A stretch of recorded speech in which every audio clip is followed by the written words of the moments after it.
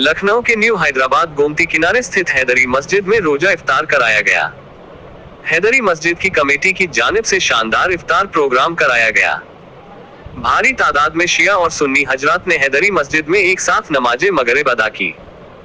हैदरी मस्जिद बीरबल साहनी मार्ग गोमती के साहिल पर न्यू हैदराबाद निशतगंज में 15 रमजान मुताबिक 26 मार्च 2024 दिन मंगल को विलादत इमाम हसन असा के मौके पर रोजा इफ्तार का एहतिमाम किया गया, जिसमें मुस्लिम धर्म गुरु मौलाना यासूफ अब्बास और अल्पसंख्यक राज्य मंत्री दानिश आजाद अंसारी ने शिरकत किया। हैदरी मस्जिद कमेटी की जानिब से मुनकिद इस सालाना तकीब में कसीर तादाद में शिया सुन्नी रोजेदार शरीक होकर रोजा खोलकर नमाज अदा की। नमाज हाफिज मोहम्मद शफीक ने पढ़ाई। हैदरी मस्जिद के मुतवली चांद मिर्जा ने बताया कि यह इफ्तार 1993 से होता चला आ रहा है, जिसमें सभी शिया सुन्नी हजरात एक साथ नमाज अदा करते हैं। हैदरी मस्जिद एक प्राचीन धार्मिक स्थल है जहां पर सभी धर्मों में लोग अपनी मिन्नतों मुरादों के साथ यहां आते हैं।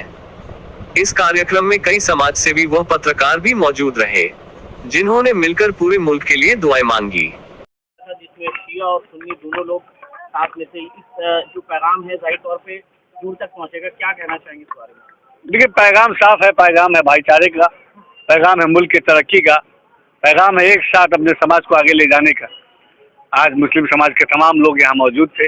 हम सब ने साथ रोज़ा इफ्तार का प्रोग्राम में भी हम सब शामिल हुए। हम सब ने एक साथ रोज़ा खोला और सब ने फिर मुल्क के अमन चैन की, भाईचारे की, तरक्की की, तालीम की, इल्म की, इसकी दुआ मांगी।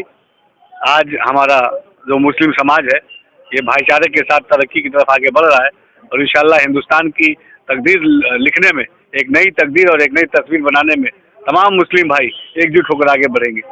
मदरसे पर जो हाई कोर्ट का फैसला है इसके बारे में क्या कहना चाहिए? माननीय न्यायालय का जो आदेश आया है उसके बारे में अभी स्टडी हो रही है और माननीय मुख्यमंत्री जी से इस मसले पर मीटिंग होगी और जो भी अपडेट होगा आप सबको अवगत कराया जाएगा। सर, ये जो जबान के ऊपर अनुदान था, जिस तरह संस्कृत को दिया गया, अरबी को दिया गया था, मदरसे से वो हटाना कहाँ तक आप उचित समझते हैं ऐसे अल्पसंख्यक मंत्री? देखिए, मैंने जैसा आप सबको बताया कि माननीय न्यायालय का फैसला है, न्यायालय के फैसला के हम सब स्टडी करेंगे और जो भी अपडेट होगा आप सबको अवगत कराएंगे। माननीय मुख्यमंत्री से इस मसले पे 1-2 दिन में मीटिंग है और जो भी फर्दर डेवलपमेंट होगा आप सबको बताया जाएगा। अल्पसंख्यक समाज में बहुत असमंजस है, खासकर उलमाओं में, तो ऐसे में आप अल्पसंख्यक मंत्री होने के नाते क्या आप आश्वस्त करेंगे? देखिए, उत्तर प्रदेश की हमारी योगी सरकार प्रधानमंत्री मोदी जी के नेतृत्व में, उनके मार्गदर्शन में हमेशा हमने अल्पसंख्यक समाज को विकास की तरफ आगे बढ़ाने की नीयत के साथ काम किया है। साफ नीयत के साथ सही दिशा में विकास, यही हमारे सरकार का, हमारे मोदी और योगी सरकार का ये एजेंडा है। निश्चित तौर पर अल्पसंख्यक समाज, इसके विकास को सुनिश्चित करना ये हमारी जिम्मेदारी है। ईमानदारी से हम उस जिम्मेदारी को पूरा करेंगे। जो मदरसे का मसला है उस मसले पे हम अभी इस पर स्टडी करके आप सबको अवगत कराएंगे। साहब, आज प्रोग्राम में हैदरी मस्जिद पर आए हैं, क्या कहना चाहेंगे आज रोजा इफ्तार का जो प्रोग्राम है? देखिए, मुझे जब भी मैं यहाँ आता हूँ तो मुझे बेइंतहा खुशी होती है। हमारे चांद भाई जो मुंतजिम हैं इस हैदरी मस्जिद के, वो अहले सुन्नत और शिया हजरात दोनों को एक साथ बुला के रोज़ा इफ्तार करवाते हैं। ये निहायत खुशी की बात है कि इसमें जितनी भी तारीफ़ की जाए चांद भाई की वो कम है, इसलिए कि इख्तलाफ दो भाइयों में हो या दो कौमों में हो या दो मुल्कों में हो, इख्तलाफ अच्छी चीज़ नहीं होती है। लिहाजा सब अपनी अपनी फ़िक़ा के हिसाब से रोज़ा खोलते हैं, अपनी अपनी फ़िक़ा के हिसाब से अज़ा देते हैं। जो अगर पहले का वक्त है वो पहले अज़ा देते हैं, जिनके बाद का वक्त है बाद अज़ा देते हैं और बहुत अच्छी चीज़ है। और यहाँ के ऊपर आके जो आपसी इत्तेहाद और भाईचारा देखने को मिलता है वो अपनी मिसाल आप है। मुझे जब भी ज़रा सा वक्त मिलता है वो चांद भाई इत्तला कर देते हैं तो मैं इनके इस प्रोग्राम में ज़रूर आने की कोशिश करता हूँ। ये 1993 से जो जानकारी मिली है, 1993 से ये लगातार चलता चला आ रहा है। मुझे लगता है कि भाईचारे की एक बहुत बड़ा प्रतीक है कि यहाँ पर तमाम धर्मों के लोग भी यहाँ मौजूद रहे। इसके लिए संदेश के लिए थोड़ा सा इस तरह से देखिए, ये तो भाईचारे का प्रतीक है और यहाँ के ऊपर 1993 से, जैसा कि आपने बताया है, रोज़ा इफ्तार हो रहा है। मैं यहाँ ये मैसेज देना चाहता हूँ कि हिंदू और मुसलमान, शिया और सुन्नी आपस में न लड़े, बल्कि मैं ये मैसेज देना चाहता हूँ आज हैदरी मस्जिद से कि लड़े तो गरीबी, बेरोज़गारी और जहालत के खिलाफ लड़े। जितना जितना हम गरीबी, बेरोज़गारी और जहालत के खिलाफ लड़ाई लड़ेंगे उतना उतना हमारा मुल्क, हमारा समाज, हमारा देश, हमारा खानवादा तरक्की करेगा। बहुत बहुत शुक्रिया।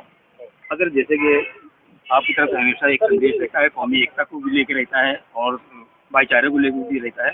अभी जैसे कि एक राजनीतिक स्तर पे जैसे कि सीए वाला मामला हो गया है, इसकी तरफ से आपके हवाले से क्या संदेश देना चाहिए? देखिए, जिस दिन ये हुकूमत ने सीए नाफिज किया और मुझे पता चला कि सीए नाफिज कर दिया गया है, तो मैंने उत्तर प्रदेश और केंद्र दोनों से गुजारिश की कि एक बार अफसर-ए-नौ इसके ऊपर केंद्र सरकार, मोदी जी ने सबके विश्वास की बात की थी, सबका साथ, सबका विकास, सबका विश्वास, और मगर बड़े अफसोस की बात है कि उसमें लोगों को विश्वास में लेके सीए को नाफिज नहीं किया। लिहाजा सीए को उसके अंदर हिंदुस्तान, पाकिस्तान और बांग्लादेश 3 लोगों को जो वहाँ के माइनॉरिटीज़ हैं उनको जो है यहाँ के ऊपर शहरियत दी जाएगी। एक तरफ ये कहा जाता है कि हिंदुस्तान में इतनी बड़ी आबादी में हम कैसे इस मुल्क को संभालेंगे, और दूसरी तरफ आप पाकिस्तान से, बांग्लादेश से, अफगानिस्तान से लोगों को बुला रहे हैं।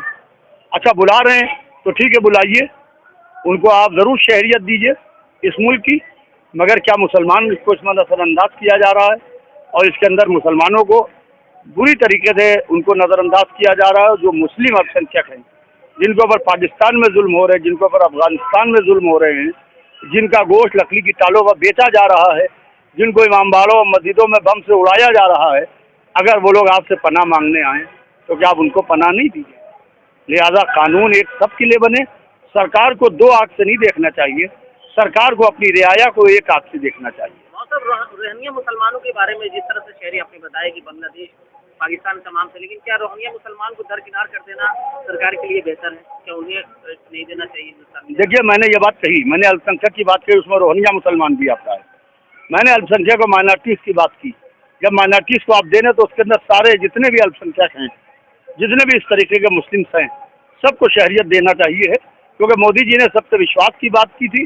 अगर ऐसा नहीं होता है तो हमारे प्रधानमंत्री जी के बात को नज़रअंदाज किया जाएगा। बहुत बहुत एक संदेश आपका और आ जाना चाहिए भाईचारे के नाम पे, क्योंकि ये तो राजनीतिक बात हो गई और बाकी जिस हिसाब से भाईचारे को लेके अक्सर करके मुसलमान भी होली को मनाते हैं, साथ में करते हैं। अब लेकिन चूंकि रमजान शरीफ चल रहा है, ऐसे में कुछ मुस्लिम जैसे परहेज कर रहे थे, अभी कुछ वीडियोज आए हैं जो नफरत फैलाने वाले कि जबरदस्ती रंग लगाया जा रहा है, जबकि तो इसके बारे में आप क्या कहना चाहेंगे अपने हिंदू मुसलमान दोनों भाई? देखिए, हिंदू और मुसलमान आपस में इत्तेहाद से काम लें और ना ही हिंदू मुसलमान के ऊपर ज़बरदस्ती जबरन रंग लगाए, क्योंकि धर्म और मज़हब जबर और तशद्दुद का नाम नहीं है। कोई भी धर्म हो, कोई भी मज़हब हो, मज़हब का मतलब तशद्दुद नहीं है। ना हिंदू मज़हब में तशद्दुद, ना मुसलमान मज़हब में तशद्दुद है। इसलिए न ही मुसलमान कोई ऐसी काम करे कि जिससे हिंदू भाइयों को तकलीफ हो।